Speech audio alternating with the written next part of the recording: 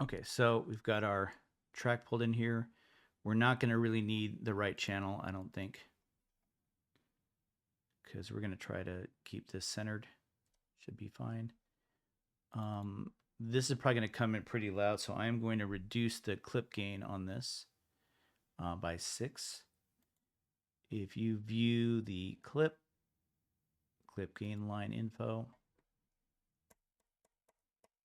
you can reduce it that way. That's a clip gain line. That's reducing the overall volume. I did that by hitting the key command Control Shift down arrow, but you can do it just by moving this little slider down here. Or if you get the trimmer, you can trim it up and down.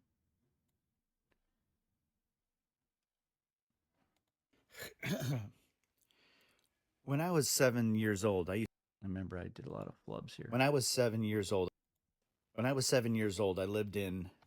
So the keys that you have to maneuver around the Pro Tools session is the zoomer. I mean, these are the tools you have: the zoomer, the trimmer, the selector, and the grabber.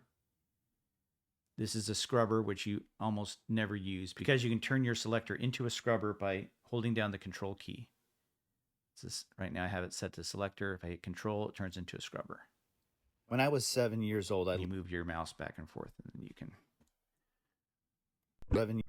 7 years old, I lived in. That's one of the strongest tools that Pro Tools has. It really makes editing easy.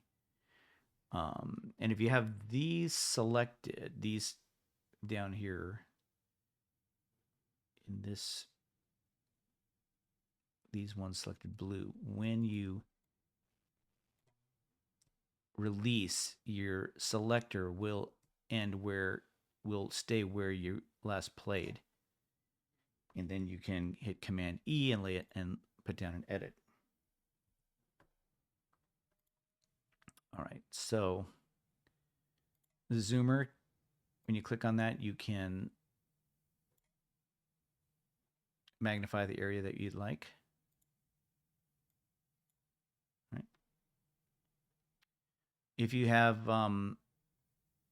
this alphanumeric selected, made yellow, it activates certain keys on the keyboard, so you can hit R and T, and it will zoom in and out. R zooms out, T zooms in.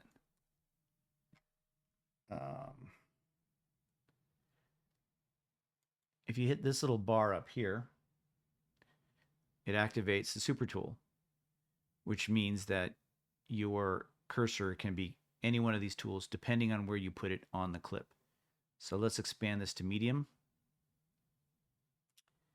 So if I have it below this line right here, it will turn into a grabber.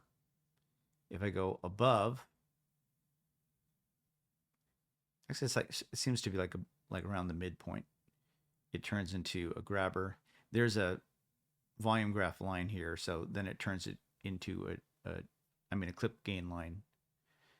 There's a clip gain line right here, so it turns it into a trimmer.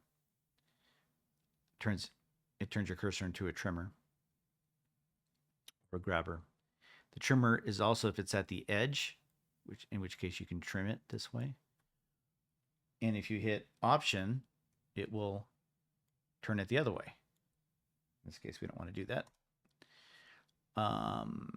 Selector above, grabber below, and the trimmer. Okay. I personally don't like this because I like to be a little bit more precise. I know the key commands. So if you hit Command 3, you hit Command 1, turns it to the zoomer. Command 2, trimmer. 3, selector. 4, grabber. 5, scrubber. And 6, this pencil tool, which is you can actually draw things out on the sample level. This is only useful if you want to take out ticks, and you almost are never going to use this. So back to selector. So when I was 7 years old, I lived in Tahunga. When I was 7 years old, I lived in. When I was 7 years old, I lived in Tahunga, California. There, that's the one I like. So I'm going to let's go zoom in a bit. Put my selector here. I hit A, and it trims it there. If I put my selector a couple frames, I hit D, and it will put a fade on it. Okay, so when I was 7 years old, I lived in Tahunga, California. It was a sleepy town, and it is still the town that time is forgot. When you go there, it still feels like you're in the 70s. right, I don't really mind the pacing of the earlier stuff, but I want to shorten this. So I'm going to select this area here. I hit delete. Want to get a little closer, draw a little zoom box, use the grabber. I'm going to move this closer here just by sliding it. Remember that the hand is the hand. When you go there, it still feels like you're in the 70s. It still feels like you're in the 70s. All right. Shorten that distance. Still feels like you're in the 70s. That's good enough. All right. Crossfade. To make a crossfade, you select a cross. This is where to make a crossfade, you select across the actual edit here between the two clips. So you have to go grab that whole area. Could be that small. If you have it on slip mode, you can get even shorter if you want. I'm going to keep it on frame mode. You can see the fade at least a little bit better. On that time, it still feels like you're in the 70s. And then I'm going to put a fade. When you do fades, you can either do it this way just by hitting G. So the fade commands are D to fade in, F to crossfade, and G to fade out. Or, I'm double click on this, I'm going to delete it. If you want to draw a particular type of fade in, you select this area, and you must select beyond the clip. If you select here and you try to do a fade, it's not going to work. But if you go here, beyond it, if you even go, I hit Command F and it called up this window because it was all the way to the end. So just as a practice, I always go beyond the region, hit Command F, and now it calls up this window where you can have all sorts of different types of fades. So I want to do a little bit of a steeper fade. So I'm going to set it to, and if it doesn't give you the option, if you select equal gain, you'll get more options. So I'm going to do something like that. When you go there, it still feels like you're in the 70s. It's okay. While I was playing one time with my friends, we were... I remember I was getting bothered by the cat. When I was playing one time with my friends out in the street, we were running from house to house. And I was running through my neighbor's yard. I was really getting distracted by my cats. Let's move that over here. Zoomer. Selector. When I was playing, I hit the space bar, which hits play. Space bar hits play. You see, if I'm on the selector, I move my cursor to lay it down. This is actually moving the sound head where the sound's where the thing should start from. As long as you don't have pre-roll, post-roll selected or loop playback selected. If I had pre-roll set, if I hit play, it will start, with the pre-roll, which is okay, but I don't like it. When I was playing one time with my friends out in the street, we were running from house to house. I think that's okay. I think I need to keep that. Not the greatest reading, but... And I was running through my neighbor's yard. I was running through my neighbor's yard, and we were... That's no good. I was running through my neighbor's yard.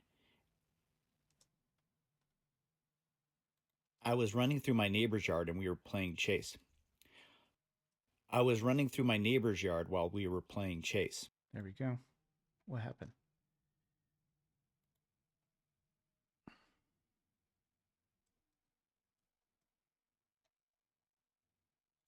We were running from house to house.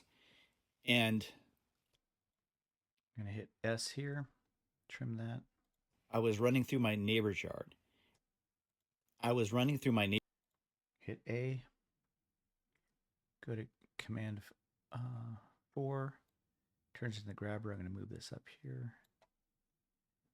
Go Command 3 goes to selector. Hit spacebar. We were running from house to house. I was running through my neighbor's yard and we were playing chase. I don't think I like that. I think it's this one. I just hit delete to get rid of it. I was running through my neighbor's yard while we were playing chase. And as I ran through her front yard, I came across a giant black tarantula. All right. And so, I mean, I may want to keep this gap here because maybe I'll put, kids playing or running sounds. And I'm just moving to areas just to put a fade on things. When using in Pro Tools, it's just a good idea always to fade the clips in and out, even if it's just, by a frame or less than a frame or like 50 milliseconds or something like that, because Pro Tools used to be a big problem where it would leave little digital clicks and pops, little snaps.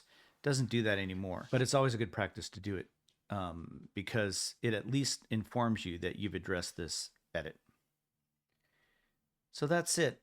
That's how you would just basically build the dialogue. We won't get into any cleanup right now, but this is enough so you can start cutting your story and find the good elements that you will need from a dialogue standpoint. The next video we'll get into effects and music.